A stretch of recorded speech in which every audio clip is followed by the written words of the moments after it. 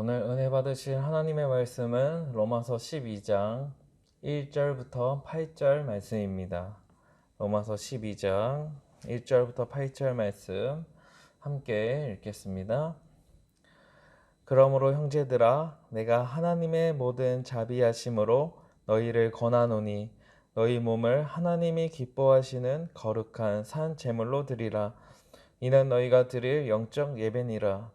너희는 이 세대를 본받지 말고 오직 마음을 새롭게 함으로 변화를 받아 하나님의 선하시고 기뻐하시고 온전하신 뜻이 무엇인지 분별하도록 하라.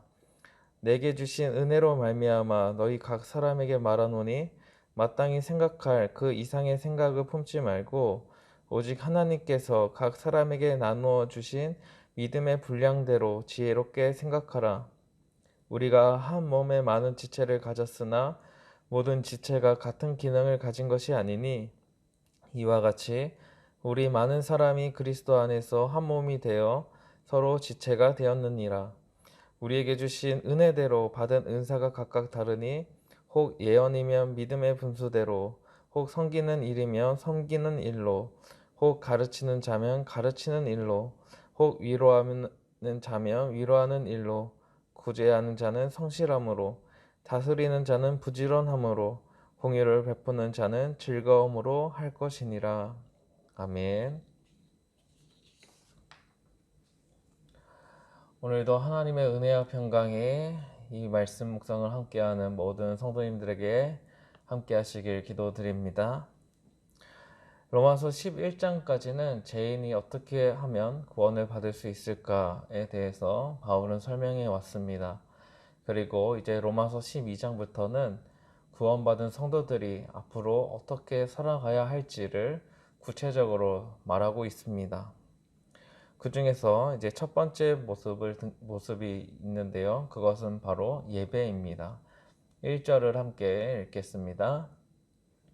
그러므로 형제들아 내가 하나님의 모든 자비하심으로 너희를 권하노니 너희 몸을 하나님이 기뻐하시는 거룩한 산 제물로 드리라. 이는 너희가 드릴 영적 예배니라. 바울은 하나님의 모든 자비하심으로 권하고 있습니다. 그만큼 중요한 것입니다. 그만큼 이것은 반드시 우리가 지켜야 되는 것임을 강조하고 있습니다. 단순히 외적인 형식을 말하는 것이 아니고 그리고 또 예배의 어떠한 방법과 절차를 말하고 있지 않습니다. 예배의 초점을 지금 보여주고 있습니다. 그것은 하나님이 기뻐하시는 예배입니다. 그것이 기준이 됩니다. 예배 드리는 자의 상태는 어떠해야 됩니까? 거룩한 산 제물이 되어야 합니다. 하나님 앞에서 죄가 있거나 부정한 삶이 되어서는 안 됩니다. 거룩한 상태를 요구하고 또 죽어있는 상태를 말하고 있지 않습니다. 살아서 거룩하게 살아가는 자의 예배를 하나님께서는 기뻐 받아주신다는 것입니다. 지금까지의 예배는 어떠합니까? 우리 사람들이 생각할 때는 형식이 중요하다고 생각했고 그 순서와 절차가 중요하다고 생각했습니다. 하지만 하나님께서 기뻐하시는 예배는 드리는 자가 거룩한 산 제물이 될 때 그것이야말로 진정한 영적인 예배라고 바울은 말하고 있습니다.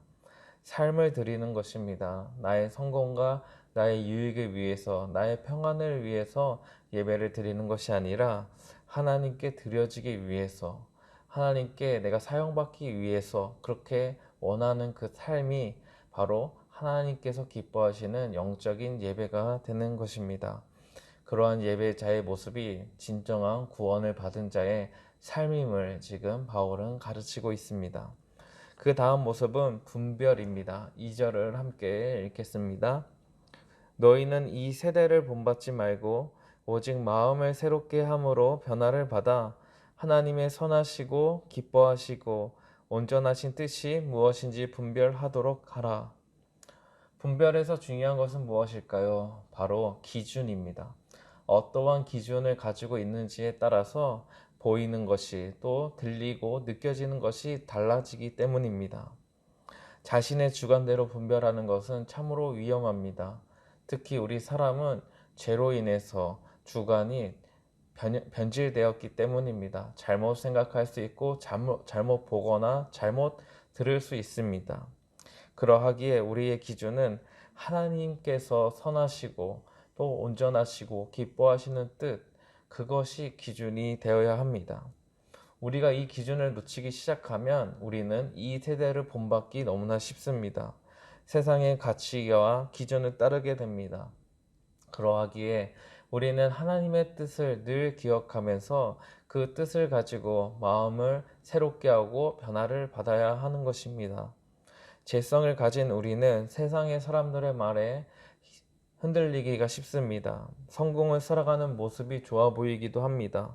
부럽기도 합니다. 그러하기에 우리는 그러한 삶을 따라갈 수 있는 요지가 너무나 큽니다.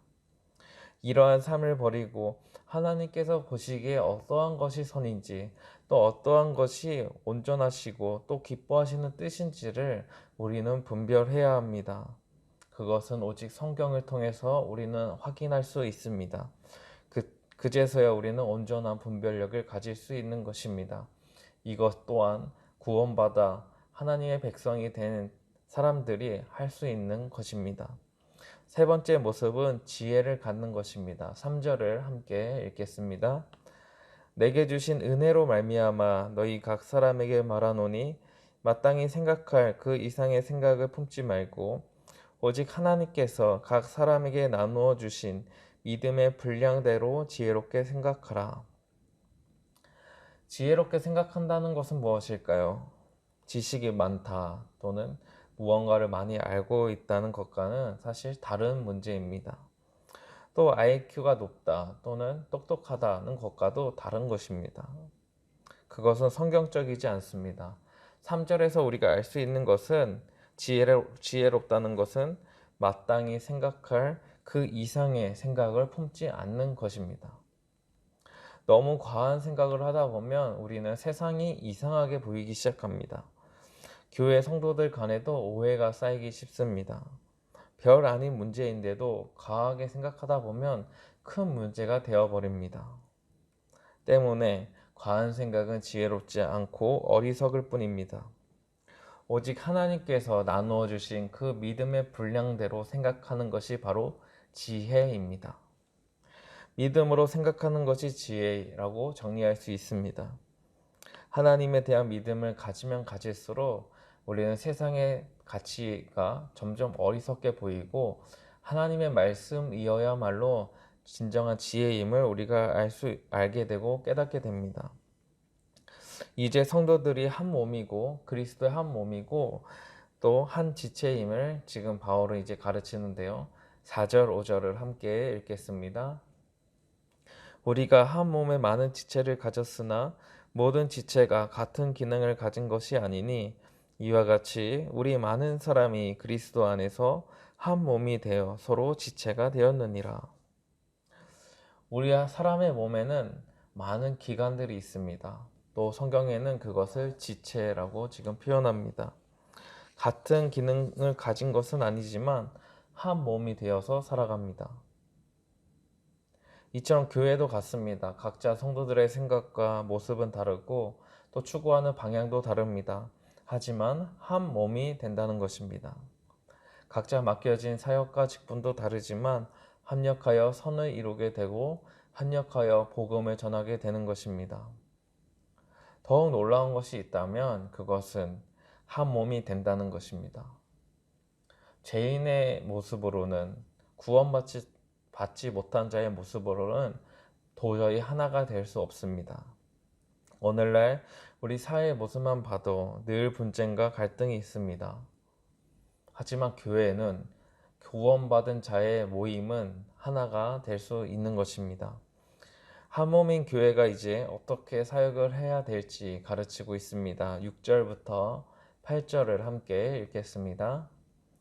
우리에게 주신 은혜대로 받은 은사가 각각 다르니 혹 예언이면 믿음의 분수대로, 혹 섬기는 일이면 섬기는 일로, 혹 가르치는 자면 가르치는 일로, 혹 위로하는 자면 위로하는 일로, 구제하는 자는 성실함으로, 다스리는 자는 부지런함으로, 공유를 베푸는 자는 즐거움으로 할 것이니라.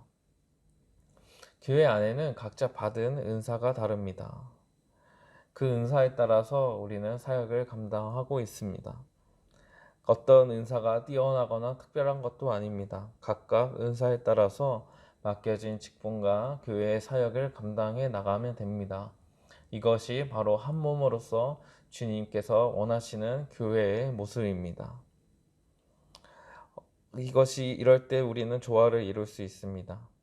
한 사람이 아무리 똑똑하거나 뛰어나다고 해도 혼자서 모든 사역을 감당해 나갈 수 없습니다. 하나님께서는 모든 성도들에게 은사를 나누어 주시고 그 은사를 통해서 교회를 이루어 나가십니다. 이러한 놀라운 은혜가 교회에 있었기 때문에 성도들은 맡겨진 은사를 가지고 교회를 세워 나갔던 것입니다. 우리 교회 안에서도 지금까지 많은 사역들이 있었고 또 많은 은사를 가진 우리 성도님들께서 각자 맡겨진 대로 사역을 하실 때 우리 교회가 부흥하고 또 온전히 세워져 왔던 것입니다. 이를 통해 우리는 하나님의 은혜, 그 하나님의 역사를 경험할 수 있는 것입니다. 사랑하는 성도 여러분, 오늘 말씀은 우리에게 구원받은 자의 삶이 무엇인지 알려주고 있습니다. 영적인 예배를 드리고 또 하나님의 뜻을 분별하면서 믿음을 가지고 지혜롭게 생각하고 한 몸인 교회 안에서 은사를 가지고 사역을 하는 것입니다. 이러한 모습은 사실 특권이고 또 은혜입니다. 우리는 이제 돌아봐야 합니다. 오늘 말씀에 나타난 모습이 우리의 삶 가운데 나타나고 있지 않다면 우리는 은혜가 지금 부족한 것입니다. 결핍되어 있는 것입니다.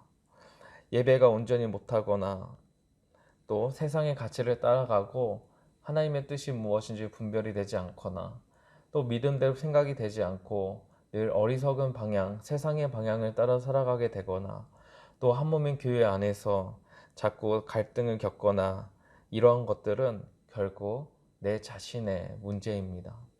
다른 사람들의 문제가 아닙니다. 다른 사람들의 허물 때문이 아니고 내 자신이 은혜가 없다는 것을 보여줄 뿐입니다.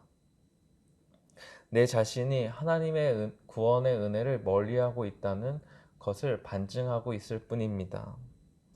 오늘 말씀을 통해서 구원받은 자의 삶이 무엇인지 우리가 알게 되었습니다. 이제 우리는 하나님 앞에서 온전한 예배를 드리면서 또 하나님의 뜻을 무엇인지 늘 분별하면서 믿음을 가지고 지혜롭게 살아가고 한 교회 안에 있는 모든 성도들을 한 몸인 한 지체인 것을 기억하고 맡겨진 은사대로 잘 사역을 감당할 수 있도록 서로를 격려하고 돌보아 주는 것, 이러한 모습들이어야말로 우리가 구원받았음을 보여주는 것입니다.